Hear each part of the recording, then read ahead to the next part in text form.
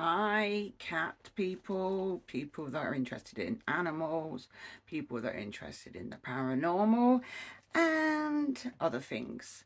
Now, I'm going to give you a little bit of a back history of this house because we've been in this house. There's 3 of us that live here, and one you will never see. He keeps himself to himself, and he lives in a downstairs room. The house is shared. We all live together. I do use the front room every now and again, but I just find it exceptionally really hot and crammed. It is very it's very full down there. But anyway, we moved into this house. It must have been early 2019, 2018, something like that.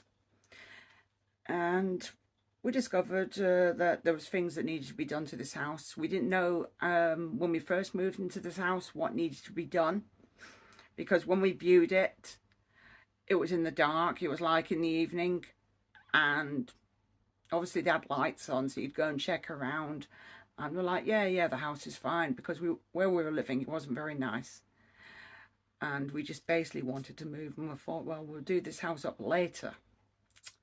Yeah.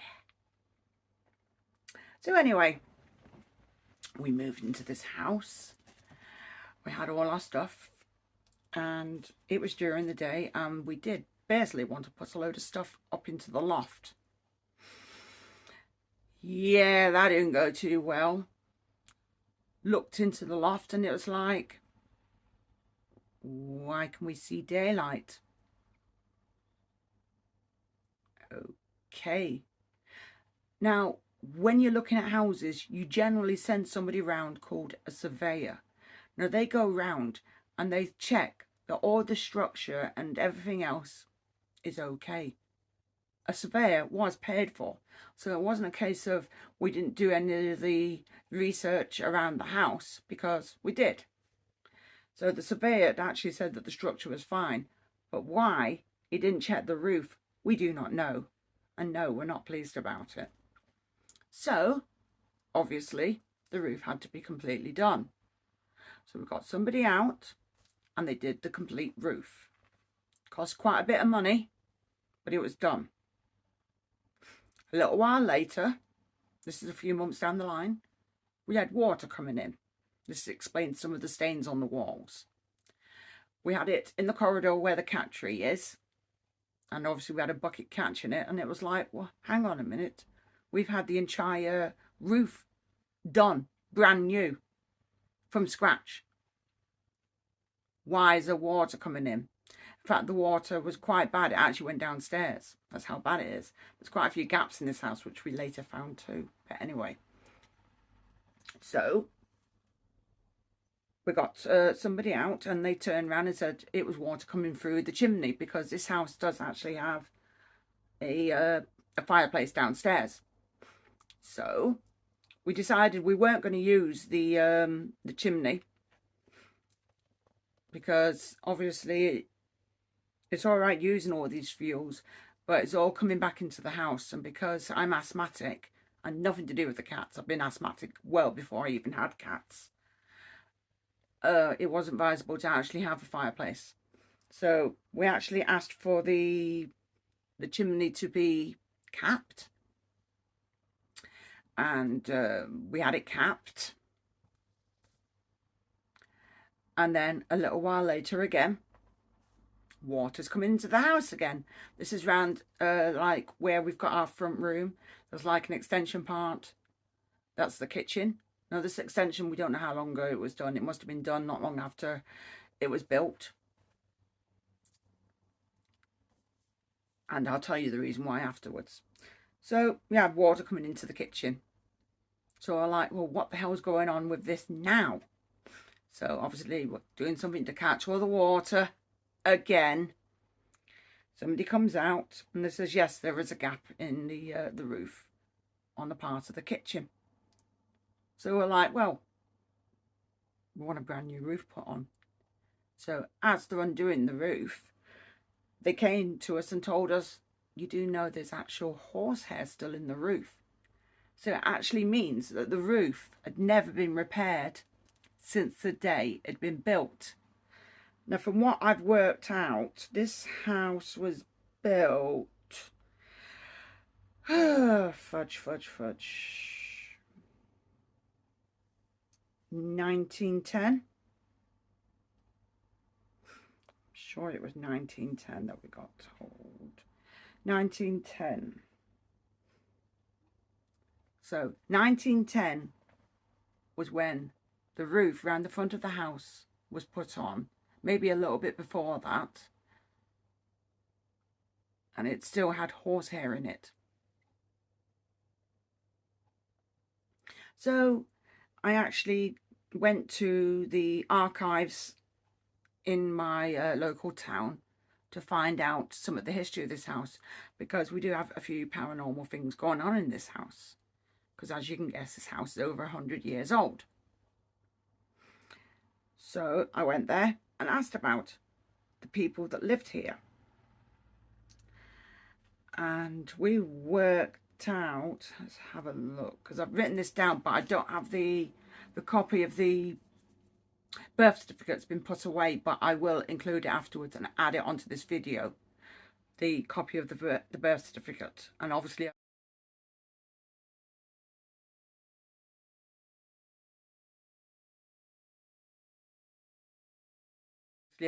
I will admit the what's the fudge, the address, because I'm not having people coming round. Yeah, look at that. So excuse me, the person that moved into this house, they didn't live in here for long, was somebody called Reuben Winterbottom. And they lived here with his daughter, Mary Winterbottom. And then they had a granddaughter called Ella Winterbottom. And then they had a boarder called Rachel Ellen Taylor. And they were quite local to the area, because the area that I live in is well known for its cotton mills. And yes, I do know the Cotton Mill song, which I will tell you after. It's quite, yeah. Anyway, they didn't stay here for long. They actually stayed here for maybe a year. And they actually moved from here. And the next ones that took over were the Wrigleys. And that was in 1939. So in 1939, an Ethel and John Wrigley moved into this house. So these are the people that I know about so far. And they lived in here for quite a while. And again, he was a motor driver and she was an unpaid house duties. So, like I said, I've got a copy of the birth certificate, and I can find out more history about this house. But I was more concerned about the people who lived here and maybe passed here or died over here. I do know somebody round about in the early years of this house being built, somebody had died across the road. So, which I found quite interesting. So it's like, oh. And like I said, we were quite close to the cotton mills, which obviously people at young ages would have worked there. And obviously the world isn't exactly like the way it is today, where there was health and safety in these places. There wasn't. So from what I know, I've only lived here since the early 80s. Sorry, mid-80s I lived here. But from what I found out, they had something called, they have something called the wakes, the Oldham Wakes. And what they do, they still kept the tradition for absolute years, even when I went to school and my children went to school. And what they do for 2 weeks, every single year, all the factories were shut down. That was their holidays for 2 weeks. 2 weeks, that's all they got. No Christmas, no nothing, just 2 weeks of the year. That was the holidays, and they called them the Oldham Wakes. So basically, all the factories were shut down and all the families could do what they wanted. But obviously, they couldn't do much because it was quite poor then. So, 2 weeks of the year, it shut down. Now I'm going to give you the Cotton Mill song. Yes, it's pretty lame, but this is what it was called. Wind the bobbin up, wind the bobbin up. Pull, pull, clap, clap, clap. Wind it back again, wind it back again. Pull, pull, clap, clap, clap. Point to the ceiling, point to the floor. Point to the window and point to the door. Put your hands together, 1, 2, 3. See if you can touch your knees. So obviously, like most songs that you hear, like, oh, good grief. There's quite a few old songs that you'll hear. They usually relate to something that happened round about the years, like Ring a Ring of Roses. I mean, that was something to do with the plague. So, you know, the songs were all related in them times, and then they were carried through for years and sang as a traditional song. So that was the same for the Wind the Bobbin song. And when my children used to come home from school, because when I lived here, I was already in senior school, so I didn't hear the nursery rhymes. It was only when my children went to school and they came back singing it, and I found out about the Cotton Mill song, I got to know it, because obviously they'd sing it to me all the time, and I'd be like, oh God, here we go again. So, yeah. And like I said, we do have some paranormal stuff going on in this house. But from what I know, it's quite a lot of Oldham was a big industrial area. So, we don't know. I mean, the old house that I lived in, from what I found out, the houses had only been done since 1959. Hold on. No, I'm wrong. I think it was a little bit later. Yeah, no, it was around about 1959. No, 19... Yeah. And they'd not been up that long. And I know the houses got remodeled, and then they're just an absolute big bag of rubbish. They weren't very nice houses. So, yeah. But these houses, quite old. I know about further away in Oldham, there's the brewery houses. And I'd actually been in the big brewery house, which would have been owned by the main brewery guy. And it was 3 floors, because it was a friend and her mum and sister. They lived in it for quite a while, so I actually do remember going in the house. And I knew about the upstairs bathroom, kitchen, and then you go downstairs and you've got another kitchen and a massive front room and other rooms downstairs. And it was absolutely huge, and they had a huge back garden, and they had a cellar, and I absolutely loved the house. But obviously, the upkeep of a house that's so old, it cost them loads, and they eventually sold it.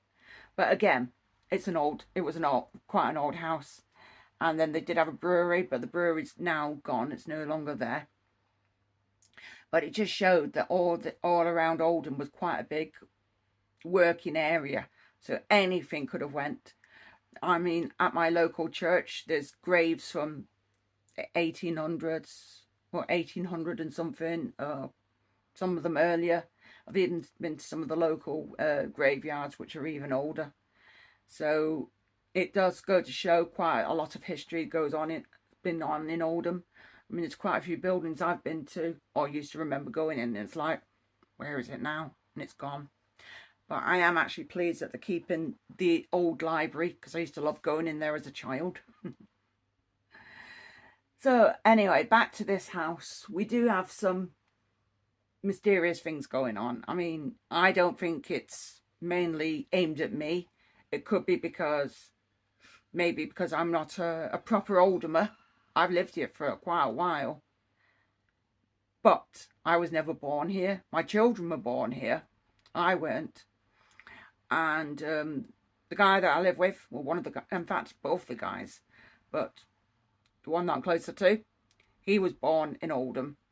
No, he wasn't. I'm lying. He was born in Shore. But he's still related to around the areas because he lived around, in and out around Oldham and round Shore. So from what I can work out, a lot of the paranormal activity is in and around him. So whether he attracts spirit, I don't know. I think he does, and he just refuses to acknowledge it. I'm not too sure. But I have seen a few things myself. But because I lived in a really bad house before I lived here, you become quite immune to it.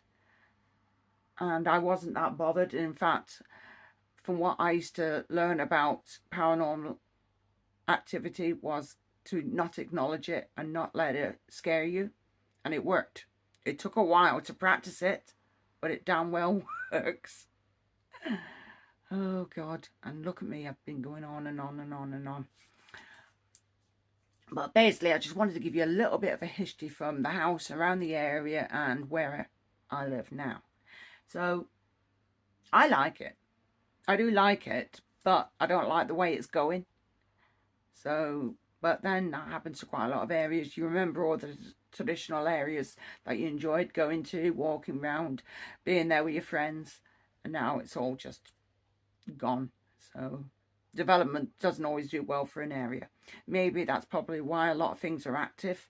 That's the only thing I can think of, because it could be the people that lived here long ago are probably not happy with all the developments, and obviously there's been quite a few deaths quite close by.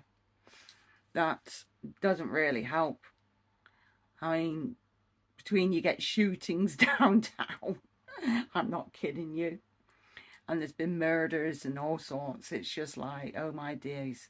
So it seems to go on and on and on with the activity. So to me, nothing really surprises me anymore. I've lived here long enough to see enough things. So I always advise people, when I'm doing my videos, especially in this house, if you see something, don't be one of them to say, oh, I just seen something, blah, blah, blah, but I'm not going to tell her. Just tell me. I'm not bothered. I'd rather know. Sometimes I notice it myself when I'm going through and doing some editing. I'll be like, what the hell? In fact, I've got a few videos that I've caught things, and it's like, okay. But I do find the activity is more active when the other guy's here. So whether, like I said, I do believe it's attached to him. The things that might be here still when he's not here are very, very subtle. Not, I mean, you notice it, but you don't notice it. You just, it's very calm. But whatever's around the other guy is quite strong.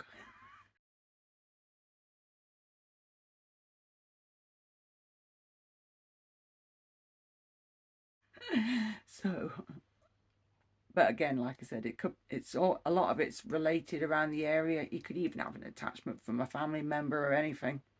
Just don't know. It's just typical Lancashire. Anyway, I'm sure I bored you all enough. I will include in this video the birth certificate of the people that lived here, the first lot, which I found quite interesting. I don't think I've got birth certificate. It might be a marriage certificate, actually. I'm not too sure now. You see, at certain time of the years, they didn't let women vote to a certain time. And there's an actual monument in the town centre celebrating one of the main people that, you know, encouraged women's rights. And obviously women got the right to vote. So that's another interesting story. So there is quite a lot of history around Oldham. So I am actually after trying to get into a certain place in Oldham, and I will actually ask the person if I can get in there, because it's a very interesting place. And yes, it's paranormal. So I can't wait to do it, actually. Anyway, hope you enjoyed this video. Please like, share, subscribe, ring that bell, ding-a-ling-a-ling. And thank you for watching. Whee! Thank you.